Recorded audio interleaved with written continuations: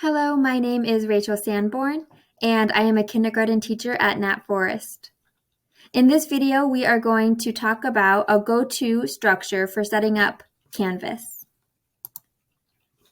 The why is to go for consistency within a school, and we want to figure out a way to ensure that all students are experiencing Canvas in a similar way.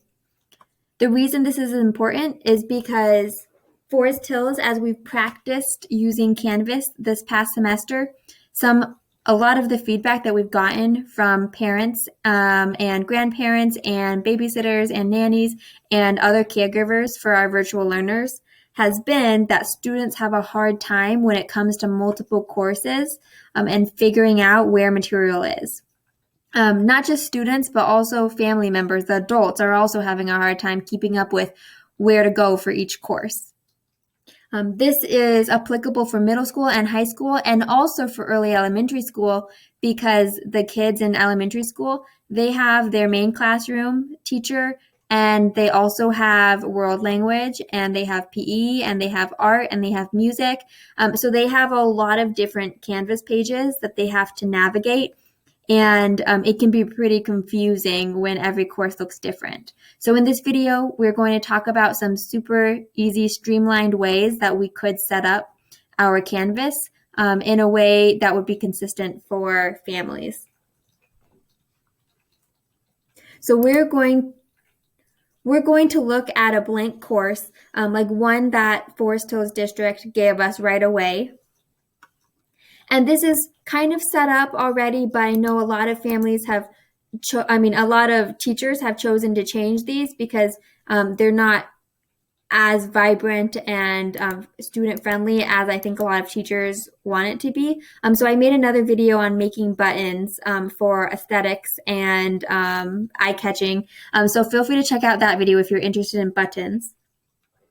But I just want to show you a streamlined way would be the home page could be the same, but then change content. Every teacher, it would make sense if we all had an introduction right here.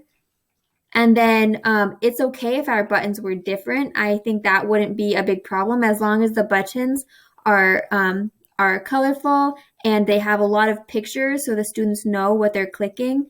And also I think it's important for the grade level courses to be separate based on like what class they're in. For example, if they log into like a PE class, if they see just that grade level of content, then that will be less buttons to click.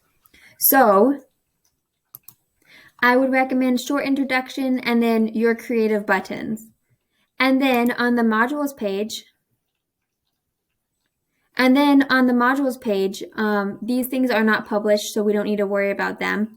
But down here, there's a lot for an elementary student to look at. There's a ton of things. So it would be more streamlined and more easy to look at if a module looked like this. So like each week, there would be a number, like week number 1 would look like this. And then this would be the module. We have to drag it up to the top because there's so much other things that are on this page. So week number 1, and then underneath the week, we have just one assignment for each day. So like this assignment would be like this. You click new assignment and add the item.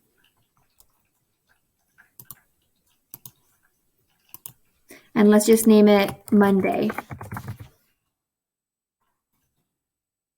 And then when they click on Monday, they could see their slide deck for the day, and they could see, like if they're doing Flipgrid, they could see Flipgrid, or if you want them to submit like a picture, then you could click the submission tool as a picture, and it could vary within the actual assignment. It can vary what you want them to submit. And then we would do another assignment, and it would be Tuesday. And then everything Tuesday, all that content for Tuesday would be inside of the Tuesday. We could do another one that's titled Wednesday, and we could just keep going throughout the week.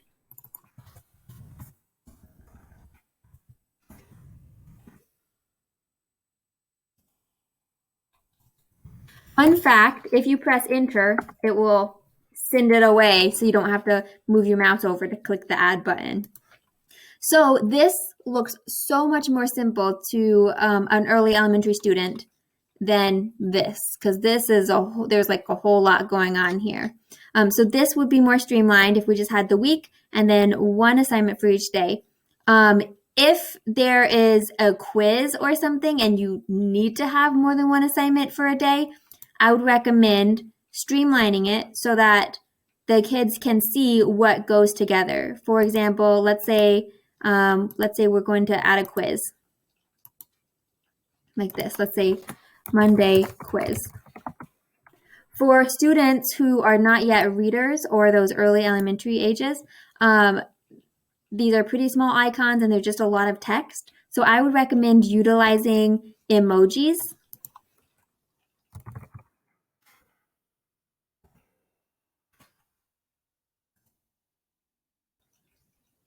And we can just go to emojipedia.org and we could type something in like, I would streamline it so that it's the same every week. So like my class, we do a red heart and that's not a red herd. No, a red heart. And we do a red heart. So every Monday, anything that's for Monday is a red heart. So we just copy this red heart and then go back over to Canvas. And then we can insert it in by clicking these three dots and clicking edit and then putting Control V to paste, or you can do right click and you can do paste down here and then click update or enter. Same thing for the quiz. Drop down, edit, red heart. Then this way, the students will look at this and they'll know every Monday they're going to do all of the red heart stuff. I think one awesome idea would be to make sure to color coordinate. And if we could even color coordinate across school, that would be so cool, because then every time a child goes to a different course, we would just always tell them, today is Monday, so what color is it? And they would know it's red. And then every single class that they go into, they know to look for the red material because red means Monday. So this is one way to set up the modules that I think would help to streamline that. Again, the website is emojipedia.org, and that can give you the emojis of different colors. Another thing that I think could be streamlined is within assignments.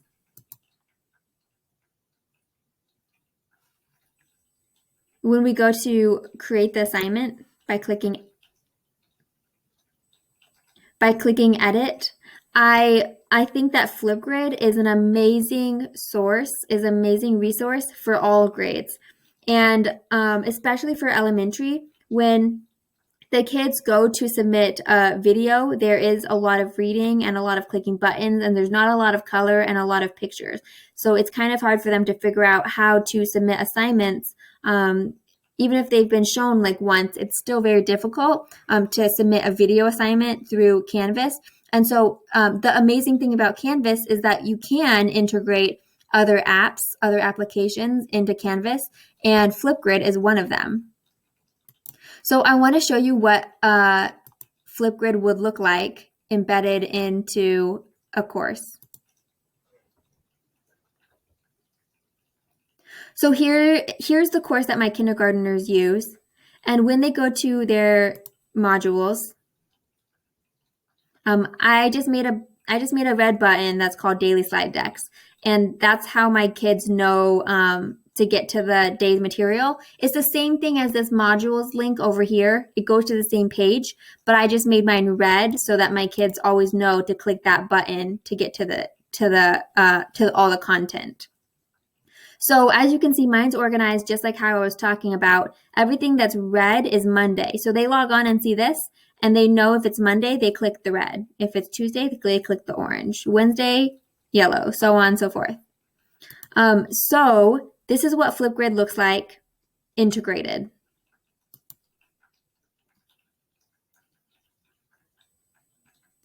The kids, they log on and they just scroll down and boom, there is Flipgrid. And there's not a lot of reading. There's a lot of color. So unlike me trying to explain to them, okay, click the word record. It's the one with the R, and then trying to like spell it out for them and having them figure out where the button is. I can just say, look on Flipgrid and click the red button. Because for the students, what shows up is a red button right there that says record, but it's nice and big and red, so they know exactly what to click because I can direct them to colors.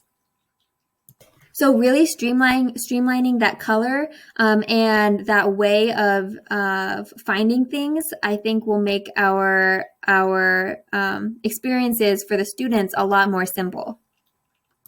So just as a recap, for looking for making it more consistent across students' ability to navigate Canvas of different teachers' pages, we talked about creating buttons that are really colorful with images to help students know where to go. We talked about